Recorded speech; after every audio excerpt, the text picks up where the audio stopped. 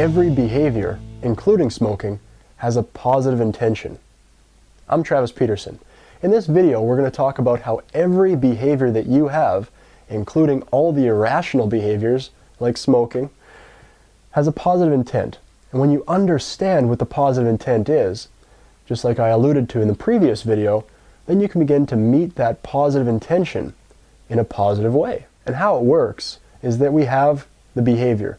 Now the behavior may not be a positive behavior, but every behavior is appropriate and in fact needed in a certain context. Now, the positive intention of that behavior is on a higher level. That positive intention is what creates the need or the space for that behavior in your life. So first we have the positive intention, and then the behavior fills that positive intention.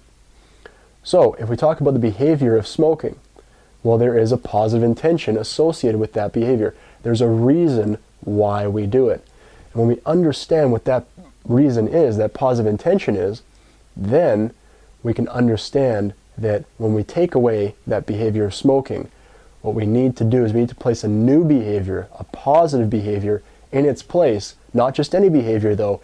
We need to place in a positive behavior that fulfills the same positive intention, the same reason for doing it.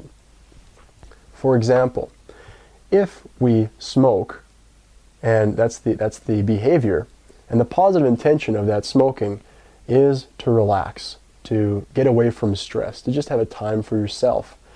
Well, if you take away that behavior of smoking, if you just get rid of it and you just stop, you just quit smoking cold turkey and you just go for it, well then what happens is it makes it very difficult because there's that like vacuum and you feel all this tension because there's this very important need that is the need to relax and the need to have time for yourself that's not being met. That's why people that quit smoking, they just go cold turkey and they don't smoke anymore. That's why they start going a little bit crazy. That's why you end up feeling a little bit loopy if you've ever tried that before. It's because you're not meeting that need anymore. You're not fulfilling that positive intention. You're not meeting the need to relax. And so what's necessary is that when we get rid of that behavior of smoking, what we need to do is find a new positive behavior that we can put in the same place that fills that space very well, that fulfills that positive intention that the smoking did before. So what I'd like you to do is I'd like you to think about what is the positive intention of smoking for you. Why do you smoke? Is it because it gives you a feeling of comfort? Is it because it makes you feel more secure? Is it just one of the few things in life you can actually predict? Is it because it sort of gives you a little bit of excitement or a little bit of difference or a little bit of variation in your day if you're bored? Is it because it makes you feel like you belong more to a group of your friends? Is it because it makes you feel more important? Or is it because you feel like your opinions matter more when you're holding a cigarette? Or is it because it's just a way to connect with people? There are some people in life that, well, if they smoke and you smoke, then there's that point of connection, right?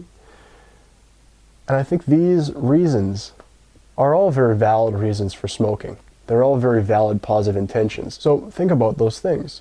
Think about that for you, the behavior of smoking fulfills a positive intention. And I would like you to figure out what that positive intention is. Is it all of these things that I've mentioned? Or is it just one or two of them? When you realize that, then I'd like you to write down 3 different ways that you can meet that same positive intention in positive ways. I'd like you to bring this to your stop smoking session, and we can have a little conversation about it before we begin. So that's all we're going to go over in this video. I'd like you to definitely do that exercise right now or as soon as possible. Get out a piece of paper, get out a pen, and write down the positive intentions that smoking fulfills for you. What are the positive intentions of smoking for you? And write down for each of those positive intentions 3 different positive ways to meet that same need or to fulfill that same positive intention is another way to think about it. And when you complete that, I'd like you to bring it with you to your first session. Thanks very much for watching, and I'm looking forward to seeing you soon. Bye-bye.